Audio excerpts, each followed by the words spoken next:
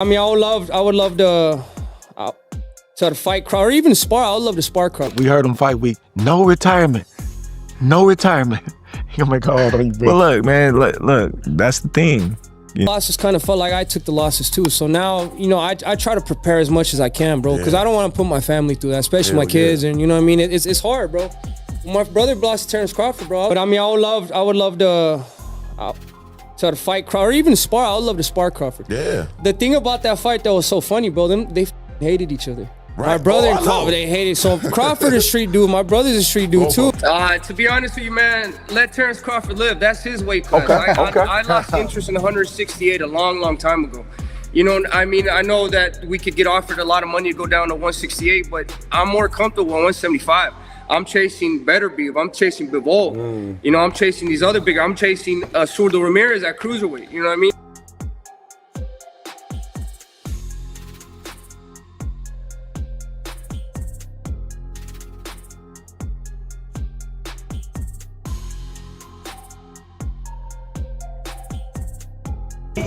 Turkey just posted that this morning, wondering if Benavidez can make 168. Maybe he has plans or ideas of maybe trying to match up Benavidez and Terence Crawford. No, we ain't doing that fight. Maybe planning on vacating the belts. No, we ain't gonna vacate the belts. You know, we just gonna sit where we need to sit for a minute, and then, just like I said, get back in the gym. Canelo was 100% confident in himself. I don't know why he wouldn't fight me, especially since, you know, seeing that everybody in his team is on steroids, which means including him. So he never got off. You think he's on steroids? Of course. How does five? You saw De La Hoya call him out. How do five people out of your camp get tested positive for steroids? Right. You know what I mean? No, all those fucking dudes in that camp. You could almost feel the internet stop breathing for a second, the kind of silence that comes right before a storm when the announcement dropped. David Benavidez versus Terence Bud Crawford is happening. For years, it was little more than wishful chatter in online forums, the kind of fantasy fight fans bring up for fun. But now, it's real. And suddenly, boxing feels unpredictable again. No one saw it coming. The undefeated Mexican monster, known for his relentless offense and mean streak, standing across the ring from the most surgical boxer of his generation, Terence Crawford, the man who's turned precision into poetry. For months, both sides had publicly brushed off the idea. Now, with contracts apparently in motion, the fight world is split between disbelief and awe. This rivalry's roots run deep.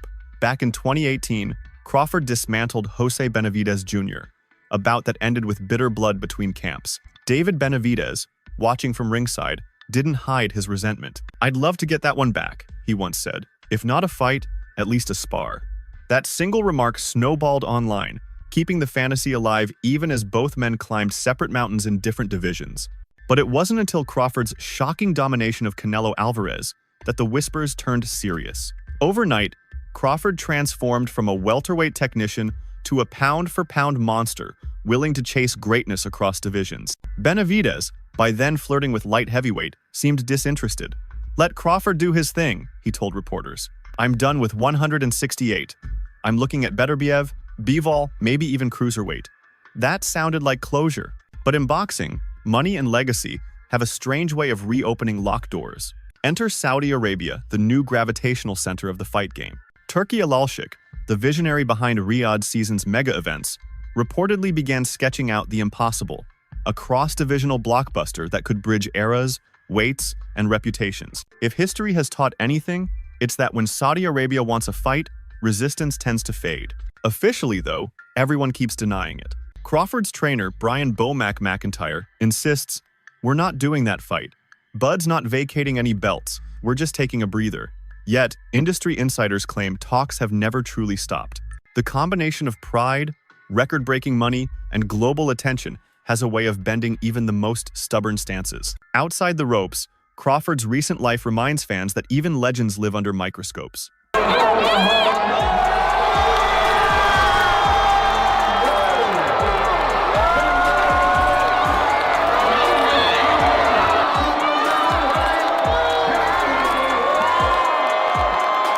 I'm just, enjoying my family, enjoying, to be able to say, look what I accomplished, or what I'm about to accomplish next.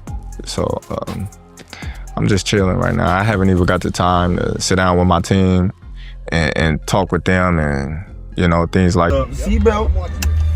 Step out. Opening the door. You can take I'm mine opening off the door. of me right here on my right. I'm keeping my fucking hands up. I'm not reaching for no gun, bro. Step out. Can I move my phone?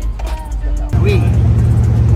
Because Floyd Mayweather toyed with Canelo. Like, he literally toyed with him. He didn't get hit at all.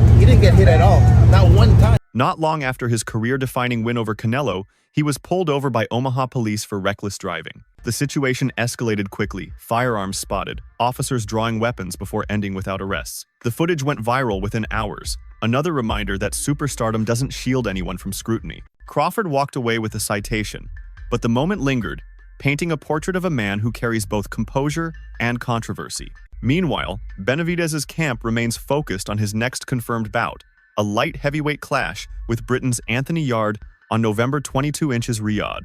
His father and trainer, Jose Benavidez Sr., insists that Crawford isn't on their radar for now, though Saudi officials are reportedly eager to synchronize schedules.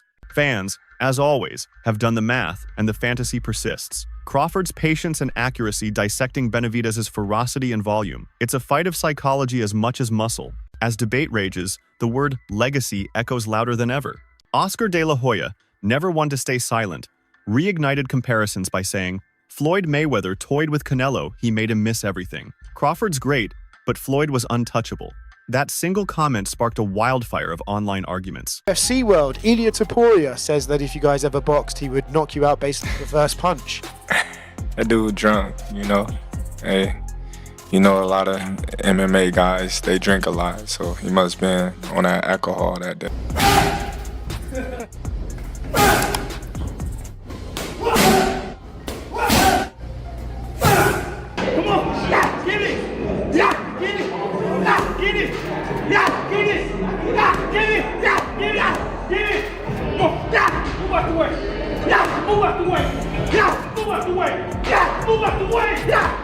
So the thing that was funny, so we had went to Omaha the last 3 weeks of the fight. So we're there training. So my brother's like, nah, I want to go show love to everybody in his hood.